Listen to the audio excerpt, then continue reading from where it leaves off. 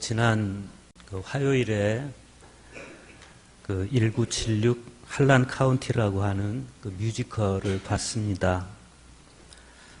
미국의 켄터키주에서 실제 일어났던 탄광 파업을 소재로 한 창작 뮤지컬이었습니다.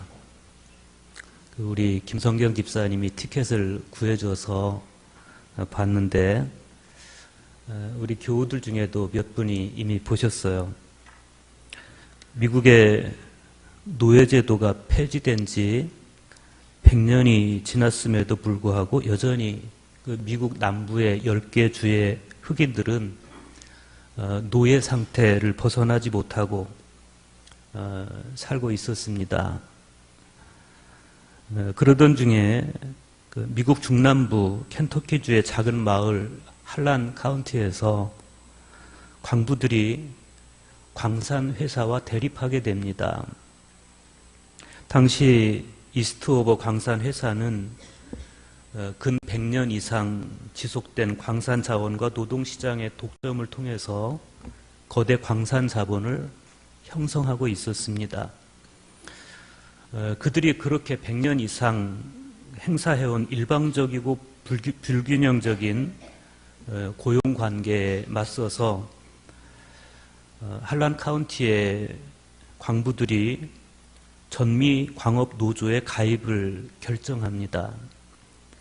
부당한 노동과 주거 환경을 개선해서 인간답게 살 수 있는 환경을 마련하려는 탄광 노동자들의 힘에 겨운 분투, 그리고 그들의 싸움을 저지하기 위해서 무자비한 방해 공작을 펼치는 광산회사 수뇌부의 수싸움이 숨가쁘게 교차하는 그런 뮤지컬이었습니다.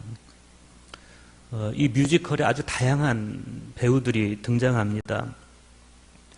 광산회사의 사장인 토니 보일이 등장하고 또 회사의 법률 대리인인 패터슨이 등장합니다. 할란 카운티 광산회사의 노조위원장이었다가 불의의 총격에 희생당한 모리슨이 등장하고 또 그의 딸인 엘레나가 등장을 합니다. 모리슨이 자기 딸 엘레나에게 남긴 마지막 말이 저에게 굉장히 긴 여운을 남겼습니다. 광산에 들어갈 때는 다 다른 얼굴이지만 광산에서 나올 때는 다 같은 얼굴이다. 그의 이 말에서 드러나는 그의 투쟁의 목적은 무슨 분에 넘치는 이익을 쟁취하기 위한 그런 투쟁이 아니고 그저 평등한 삶을 살고 싶은 소박한 꿈이 담긴 투쟁이었습니다. 모리슨이 그렇게 불의한 총격에 의해서 희생을 당하고 그의 뒤를 이어서 배질이라는 사람이 광산 노조를 이끌게 되는데 이 배질은 그만 회사가 던져준 조건에 매수를 당하고 말아요. 인간의 민낯을 그대로 보여주는 이 배질의 변질은 뮤지컬을 보는 내내 제 마음을 참 어지럽게 했습니다. 회사 측은 집요하게 광부들의 사이를 이간질시키고 광부들은 그때마다 당혹감 속에서 어찌할 줄 몰라 하는 그런 모습. 그런데 그들 중에 존이라는 사람이 있었습니다. 이 존은 모리슨이 다 이루지 못한 희망을 계속 이어가려고 합니다. 그렇지만 광산회사의 이 수뇌부와의 싸움은 정말 쉽지 않았고 회사 측은 모리슨을 죽였듯이 이 존도 죽이려고 그래요. 그 모든 상황을 감지한 이 존의 연인인 나탈리가 울부짖듯이 존에게 했던 말이 제 가슴에 박혔습니다. 왜 세상을 당신이 바꾸려고 해? 그거였습니다. 저는 이 나탈리의 울부짖음 속에서 인간의 어떤 마음의 경계선을 봤습니다. 우리는 다 변화의 필요성에 공감합니다. 그래서 그 변화를 위해서 노력을 기울이기도 합니다. 그렇지만 그 노력에 따른 위험이 감지되면 우리는 금방 위축되고 그래서 현실과 타협하려고 합니다. 그런데 왜 세상을 당신이 바꾸려고 하느냐고 하면서 연인이 자기 곁을 떠난 뒤에도 이 존은 힘겨운 싸움을 멈추지 않습니다. 실제로 블러디 한란이라고 할 만큼 잔혹한 음모와 보복이 집요하게 자행이 되는데, 그럼에도 불구하고 이 한란 카운티 사람들은 마침내 켄터키주에서 노예제도를 폐지하는 데 성공합니다. 최초의 노벨문학상 수상 가수인 밥 딜런을 포함해서 수많은 예술가들이 이 한란 카운티에서 영감을 받아서 작품을 창작하기도 했습니다. 오늘 구약의 말씀에서 우리는 세상을 바꾸기 위해서 역사의 중심에 선 한 사람을 보게 됩니다. 느헤미야라는 사람입니다. 이 느헤미야는 페르시아 왕의 사랑을 받는 고위 관료였고, 출세가 보장되어 있고 안락한 미래가 보장되어 있는 그런 사람이었습니다. 그런데 어느 날 예루살렘을 순례하고 돌아온 그의 사촌 하나니가 찾아오면서부터 이 느헤미야의 운명이 송두리째 바뀝니다. 하나니를 통해서 동족들이 겪고 있는 고통과 또 황폐해진 예루살렘의 참상을 듣게 되었을 때 이 느헤미야의 마음은 눈물로 얼룩지고 말아요. 그리고 그 눈물 때문에 느헤미야는 역사의 중심에 서게 되고 이후로 모진 방해를 극복하고 소명에 응답합니다.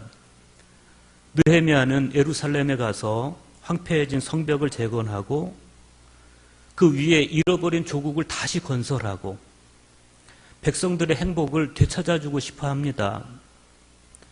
그리고 이후로 이어지는 이야기를 읽으면서 우리는 이 느헤미야가 무수한 난관들과 위협과 그에 따른 마음의 두려움을 극복하고 마침내 굴곡진 역사를 변화시켜낼 수 있는, 또 변혁시켜낼 수 있는 그 진정한 힘이 어디에 있었는지를 보게 됩니다.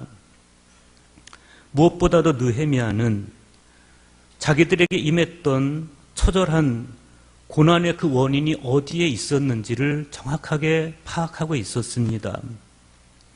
느헤미야 1장 6절과 7절에서 느헤미야가 이렇게 회개합니다. 우리 이스라엘 자손이 주께 범죄한 죄들을 자복하오니 주는 귀를 기울이시며 눈을 여시사 종의 기도를 들으시옵소서. 나와 내 아버지의 집이 범죄하여 주를 향하여 크게 악을 행하여 주께서 주의 종 모세에게 명령하신 계명과 율례와 규례를 지키지 아니하였나이다. 이게 무슨 이야기입니까? 고대 근동의 모든 신들은 지배자를 위한 신이었습니다. 그런데 하나님은 노예들의 하나님이 되어주셨습니다.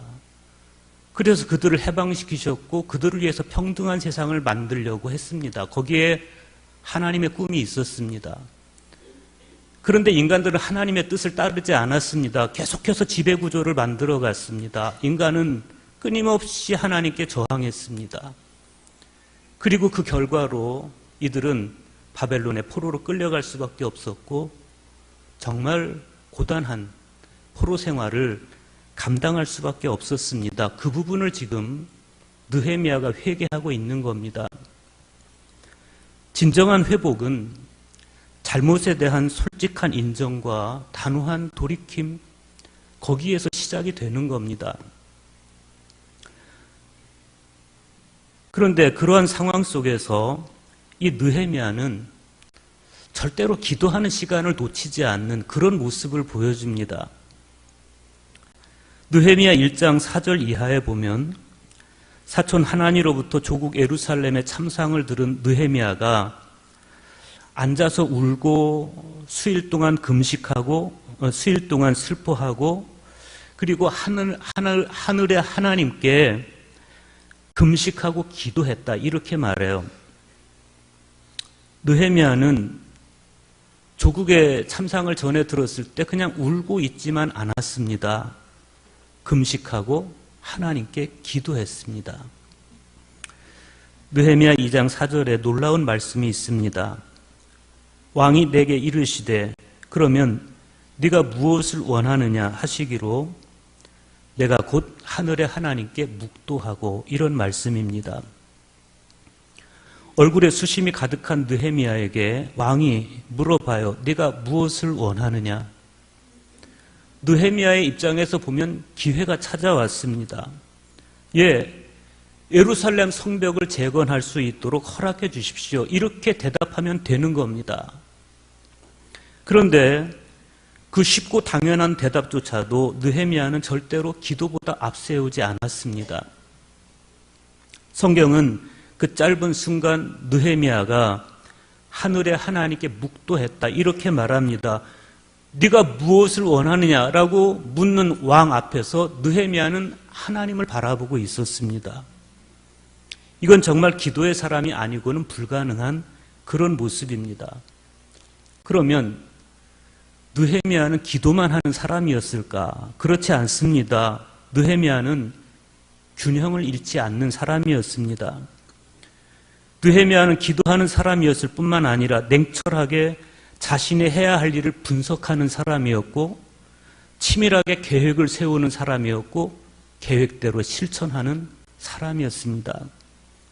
느헤미야는 왕에게 자기가 예루살렘에 가면 며칠 동안 거기 머물 것인지 그리고 언제 돌아올 것인지를 정확하게 말해주고 자신들이 예루살렘 성벽을 재건하는 데 있어서 필요한 게 뭔지를 치밀하게 파악해서 왕에게 협조를 요청하는 모습도 보여줍니다. 그럼에도 불구하고 어려움은 느헤미야를 향해서 쉼없이 닥쳐왔습니다. 이후로 느헤미야가 귀환한 포로민들과 함께 예루살렘으로 돌아가서 성벽 재건 공사를 펼치게 되는데 호른 사람 산발랏과 암몬 사람 도비아 일당이 얼마나 집요하게 조롱을 하고 이간질을 하고 회방을 놓는지 몰라요. 뿐만 아니라 유다 사람들은 흙무더기가 아직도 많거늘 짐을 나르는 자의 힘이 다 빠졌으니 우리가 성을 건축하지 못하리라 그러면서 낭망해합니다. 이때도 느헤미야는 하나님께 기도하기를 늦추지 않습니다. 뿐만 아니라 한 손으로는 일을 하고 한 손에는 병기를 잡게 하는 이성적인 냉철함도 균형 있게 유지합니다. 뿐만이 아닙니다. 하나님이 우리를 위하여 싸우시리라 하면서 낭망해하는 동족들을 격려하는 것도 잊지 않습니다. 그러한 가운데 오늘 본문의 말씀이 이어지는데 오늘 말씀은 정말 감격적입니다. 무너진 성벽을 다 재건하고 난 다음에 느헤미야에게 주어진 새로운 과제는 무너진 동족들의 영적 정체성을 회복하는 것이었습니다. 어쩌면 무너진 예루살렘 성벽을 재건하는 것보다 무너진 동족들의 영적 정체성을 재건하는 일이 더 어려운 일이었습니다. 그런데 놀라운 일이 벌어졌습니다. 느헤미야가 어떤 일을 기획하기도 전에 백성들이 자기들이 먼저 길을 찾아냅니다. 느헤미야 8장 1절 보십시오. 이스라엘 자손이 자기들의 성읍에 거주하였더니 일곱째 달에 이르러 모든 백성이 일제히 수문 앞 광장에 모여 학사 에스라에게 여호와께서 이스라엘에게 명령하신 모세의 율법책을 가져오기를 청하며 그랬어요. 불가능해 보이는 일, 그 예루살렘 성벽을 재건하는 일을 기도로 눈물로 희생으로 이루어낸 백성들은 비로소 자기들이 누구인지를 알게 됐어요. 그들이 누구였습니까? 하나님의 언약 백성들이었습니다. 그 가슴 벅찬 깨달음이 그들로 하여금 다시 말씀을 사모하는 힘을 회복하게 했습니다. 누가 먼저라 할 것도 없었습니다. 남자와 여자, 말귀를 알아들을 수 있는 그 사람들은 수문학 광장으로 몰려와서 학사 에스라를 초청해서 율법책을 읽어달라고 요청합니다. 그들은 에스라가 율법 두루마리를 펼치면 다 자리에서 일어났습니다. 경청하는 자세를 가진 겁니다. 그리고 에스라가 율법을 낭독해 줄 때 그들은 다 일어나서 경청했습니다. 새벽부터 정오까지 그들은 꼼짝 안 하고 다 서서 그 말씀을 다 경청합니다. 에스라가 위대하신 여호와를 송축하면 그들은 두 손을 들고 아멘 아멘 하고 응답하고 몸을 굽혀서 얼굴을 땅에 대고 여호와께 경배합니다. 레위 지파 사람들은 아람어밖에 모르는 사람들을 위해서 히브리어로 낭독되는 율법의 말씀을 아람어로 통역해주고 백성들은 그 말씀을 들으면서 눈물을 흘립니다. 이들이 흘리는 눈물은 어떤 눈물입니까? 하나님의 백성임을 망각하고 자기 욕심에 이끌려 살아온 지난 삶에 대한 회한의 눈물입니다. 그렇게 열정적으로 모여서 말씀을 경청하고 진정으로 자기들의 죄를 슬퍼할 때 무너졌던 그들의 내면이 다시 고추 세워지기 시작합니다. 안일한 생활에 젖어 있는 사람들에게 때때로 하나님의 말씀이 불편할 때가 있습니다. 기록된 하나님의 말씀인 성경책은 기존 질서와는 다른 새로운 질서의 세계를 우리에게 열어 보이고 있어요. 그렇지만 우리가 진정 그리스도인이라면 우리는 이 불편함, 성경 말씀이 때때로 내 가슴에 부딪혀오는 이 불편함을 기꺼이 직면할 수 있어야 됩니다. 하나님의 말씀 앞에서 몸둘 바를 몰라 하고 하염없이 울고만 있을 때 이 백성들에게 총독 느헤미야와 제사장 에스라와 레위 사람들이 타이릅니다. 오늘은 너희 하나님 여호와의 성일이니 슬퍼하지 말며 울지 말라. 여러분, 이것은 값싼 위로가 아닙니다. 슬픔을 넘어서 더 근원적인 기쁨을 바라보라는 초대입니다. 이런 기쁨은 진정성 있게 슬픔을 감내한 사람만이 얻을 수 있는 기쁨입니다. 자기 안에 있는 어두움을 보는 사람은 진정으로 슬퍼할 수밖에 없어요. 역사와 사회 안에 드리워진 어둠을 보는 사람도 진정으로 슬퍼할 수밖에 없습니다. 이 정직한 슬픔을 끝내 외면하면 우리의 영혼은 천박해질 수밖에 없고 우리는 스스로를 기만할 수밖에 없습니다. 여러분, 우리는 기억해야 됩니다. 신앙인의 기쁨은 슬픔을 피하고 얻는 기쁨이 아니라 슬픔을 통과해서 얻는 기쁨입니다. 마땅한 길을 벗어나서 헛된 것에 집착하고 사소한 이익에 시선을 빼앗긴 가련한 우리, 그런 우리를 끝까지 포기하지 않으시고 찾아오시는 하나님, 그 하나님의 사랑을 경험한 사람만이 누릴 수 있는 기쁨입니다. 바로 그 기쁨을 느헤미야는 여호와로 인하여 기뻐하는 것이다, 이렇게 말하고, 여호와로 인하여 기뻐하는 그 기쁨이 너희 힘이라고 말합니다. 그렇습니다. 주님으로 인해서 기뻐하는 것이 우리의 힘입니다. 이 힘은 외적인 힘이 아니라 내적인 힘입니다.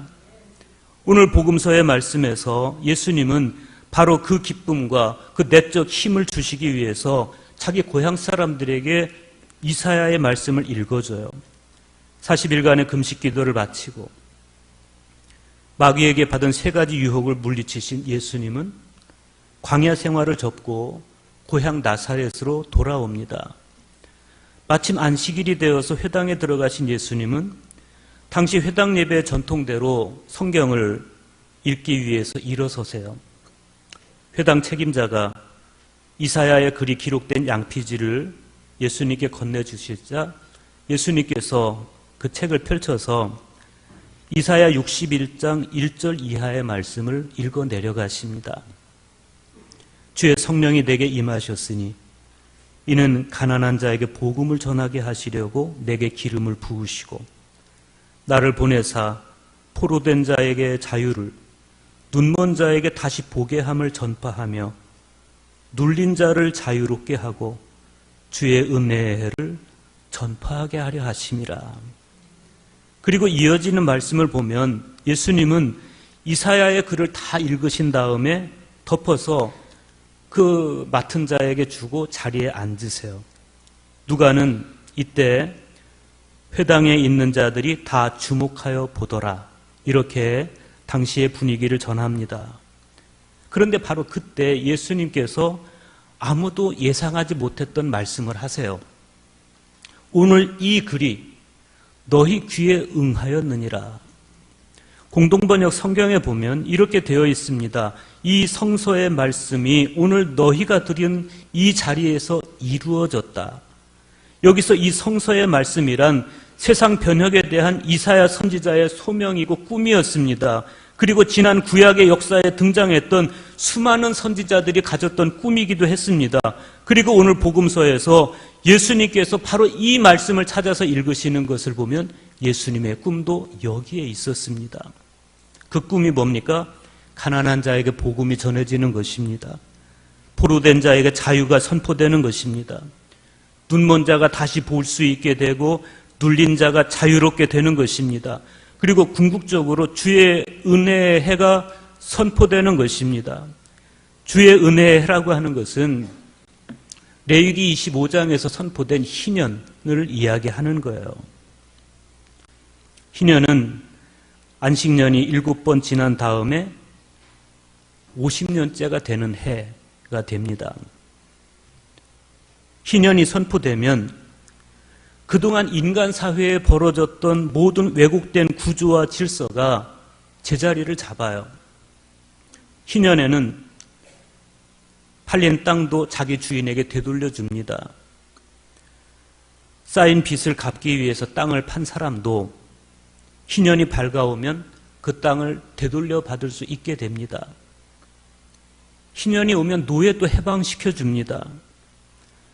가난을 대물림하다가 어쩔 수 없이 노예가 된 사람도 희년이 밝아오면 해방을 얻을 수 있었습니다. 하나님께서는 이 희년법을 주시면서 가난이 대물림되지 않고 신분이 대물림되지 않도록 하셨습니다. 여기 하나님의 꿈이 있었습니다. 여기 하나님 나라의 꿈이 있습니다. 그런데 예수님께서 그 꿈이 지금 이루어졌다, 너희 가운데 이루어졌다 이렇게 선언하고 계세요. 주님의 말씀을 제대로 알아들은 사람은 그 자리에서 정말 소름이 돋고 전율을 느꼈을 것입니다.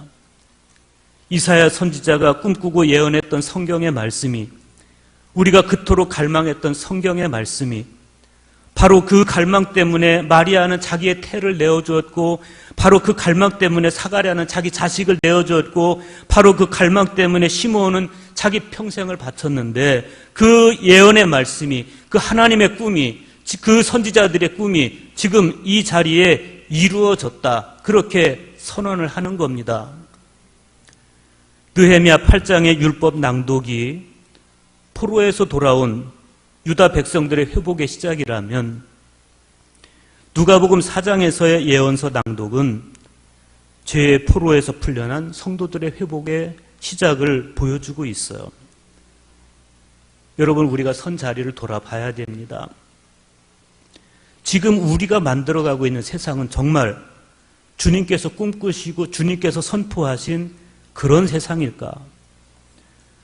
광산에 들어갈 때는 다 다른 얼굴이지만 광산에서 나올 때는 다 같은 얼굴이다.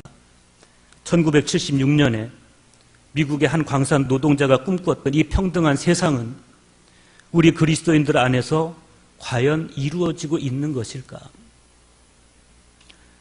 1976년 미국 사회에 불평등을 뿌리내린 사람들은 다른 사람들이 아닙니다. 기독교인들이었습니다. 여러분, 기독교인은 그러면 안 되는 겁니다. 그리스도인이란 구약의 선지자들과 그리고 주님과 같은 꿈을 가슴에 끌어안고 살아가는 사람들입니다. 그렇다면 오늘 저와 여러분은 2000년 전 나사렛 사람들처럼 주목해서 예수님을 봐야 됩니다. 그리고 이 글이 오늘 너희 귀에 응하였느니라 하신 예수님의 이 말씀에 아멘 해야 됩니다. 그리고 이 말씀 안에서 우리도 같은 꿈을 읽어야 됩니다. 성경의 말씀이 우리 귀에 들려오는 것, 성경의 말씀이 우리 가슴에 응해지는 것, 모든 희망은 거기에서 시작이 됩니다. 왜 세상을 당신이 바꾸려고 해? 라고 누가 묻는다면 나는 그리스도인이기 때문에 그렇다고 대답할 수 있어야 됩니다.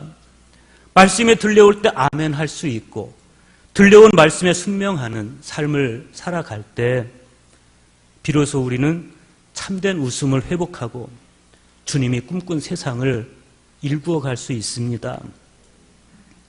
주님께서 주신 꿈을 자기 가슴에 품고 살았던 사도 바울은 오늘 서신서의 말씀에서 이렇게 말씀합니다. 만일 한 지체가 고통을 받으면 모든 지체가 함께 고통을 받고 한 지체가 영광을 얻으면 모든 지체가 함께 즐거워하느니라. 이 말씀은 교회 안에 있는 형제들과 더불어 이루어 가야 하는 그런 삶에 대한 말씀이지만 동시에 교회 밖에 있는 우리 이웃들과 더불어 이루어 가야 하는 삶에 대한 말씀이기도 합니다. 나 아닌 다른 지체가 고통을 받을 때 같은 통증을 느끼는 것이 그리스도인입니다. 나 아닌 다른 이웃이 고통을 받을 때 같은 통증을 느끼는 것이 그리스도인입니다. 그것이 예수님께서 꿈꾸신 세상이고 선지자들이 꿈꿨던 세상이고 사도들이 꿈꿨던 세상이고 오늘 우리가 꿈꿔야 할 세상입니다. 주의 성령이 내게 임하셨으니 우리는 주님과 같은 꿈을 꿉니다. 주의 성령이 내게 임하셨으니 우리는 주님의 말씀에서 힘을 얻어서 이제 이 꿈을 함께 일구어 나가야 될 것입니다. 여러분에게 주님께서 주시는 평화가 함께 하시기를 간절히 축복합니다.